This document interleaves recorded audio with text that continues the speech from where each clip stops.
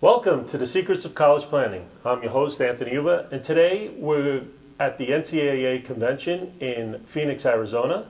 And my guest today is Maitlyn Calhoun. She is from University of Georgia, and welcome to the show. Thank you for having me. This is so exciting. So usually I start my guests where they went to college. So where'd you go to school? So although I'm a first-year graduate student at the University of Georgia, I just graduated UNC Greensboro in North Carolina with a major in communications with a minor in sport coaching. Oh, fantastic. Yeah. So did you go to college for sports or just academics? So I went to college because I knew I didn't want to go to the military, so I was like, let me go the college route.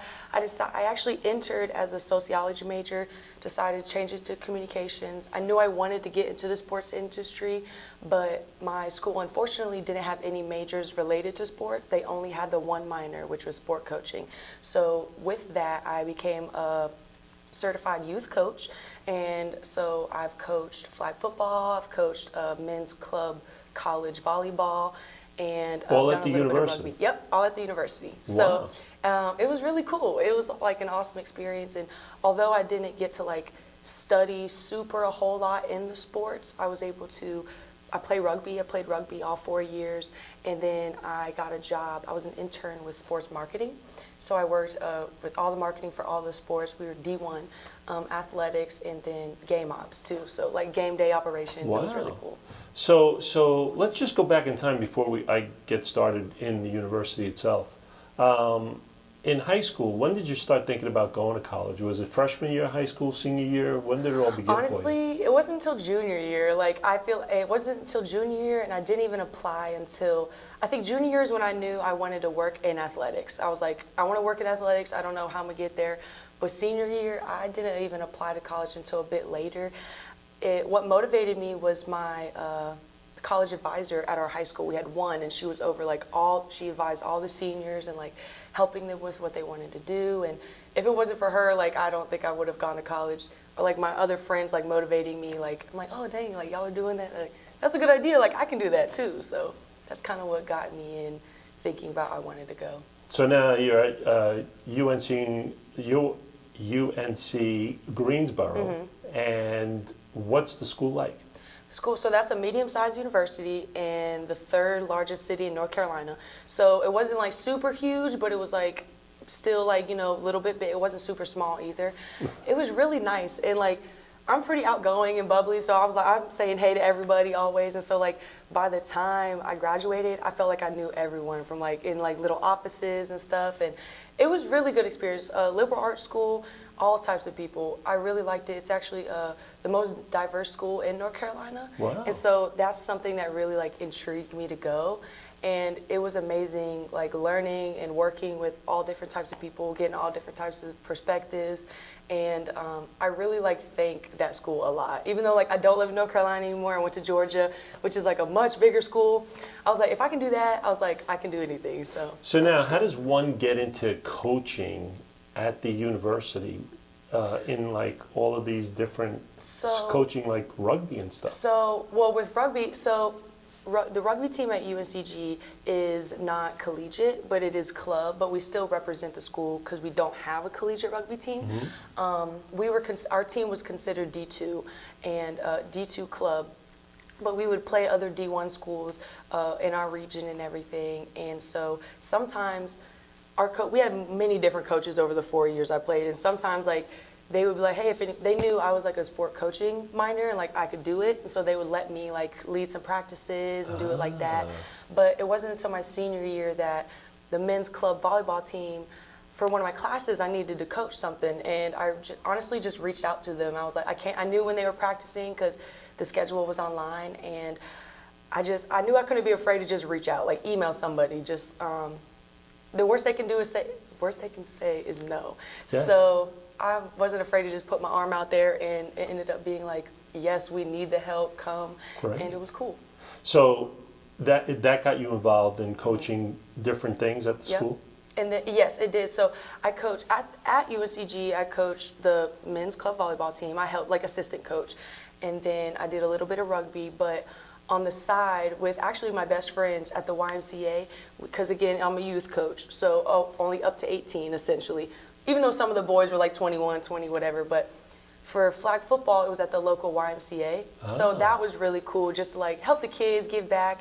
And they were 5th through 8th grade boys. So that being able to get the minor in that opened up a lot of doors for me to coach the volleyball, coach the rugby, coach the flag football, and like take that with me. And like you can learn a lot. And like my minor taught me it's way more than just like when you look at a coach, it's like what are their win-loss streak? Like what is that? Sure.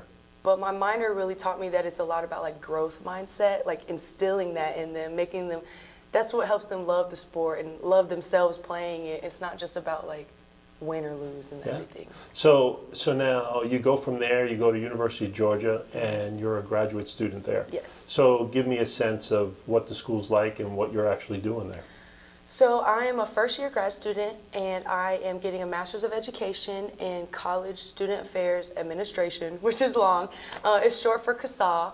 And so what I'm basically learning is like the environment of colleges and universities, how they run, the populations that go. It's really awesome being in that class because in undergrad, I worked in so many different offices and I played sports, and I had a unique perspective of student and employee and athlete that I could take that with me into this program that we're learning all about colleges. So it's like, it's really cool. And being at UGA is huge. Like coming back, well, we couldn't get the three-peat, which is okay, but like coming there, knowing that we had like 2 back-to-back national championships. My undergrad did not have a football team, and we were known for like basketball, soccer, but this school going to a big time football school, it was crazy. Like when I first got there, people were barking at you, and so now I bark at people, and so it's really funny. But it's cool. It's definitely like eye-opening to going from a medium size to 40,000, like much larger. But it's cool. So now you're here at the NCAA conference, and what are you actually doing? So what I'm doing here is I know that I want to work with collegiate athletics. I've kind of narrowed it down to player development. I really want to support athletes. You know, a lot of times most of the time, everyone, they eat, sleep, breathe their sport, and most of the time they don't go pro. And so after they graduate, it's kind of like I have imposter syndrome. Like, what do I do now? Like, I don't have my sport, or like, so just, I want to be a support system where they can come to me and talk about their sport or vent about it, or just, I want to get to know them as a human being and also help them develop like leadership skills, professional development, everything, all the tools that they could use outside of sports or within sports. And I'm here today because I'm actually not with anyone else from UGA. I'm trying to look for people. All I found is alumni, but I came here because I know that I'm getting a program that's not sports specific, and I'm also not working in sports anymore because I'm working in housing, which is really helping me afford my education. And so I came to the NCAA convention so that I could just, you know, network with people, get my foot back in the door from undergrad to now grad school, connect with people from across the country like y'all, like you, and just make connections, like see how other things are run, get some insight. These sessions have been really, really informational, and like I've been learning a lot. Good. So give me a sense of what you're looking for the future of yourself. For the future, man, I just want to be happy. Like, I really want to be happy with what I'm doing, and I know a lot of people might say that, but I think just for the future, a big passion of mine is helping others, and so like that looks different for every single individual, and so I think I just want to connect with these athletes because although I didn't play collegiately, I know what it's like to be a student athlete in some type of sense. I've been an athlete all my life, high school, college, elementary school, middle school. I traveled.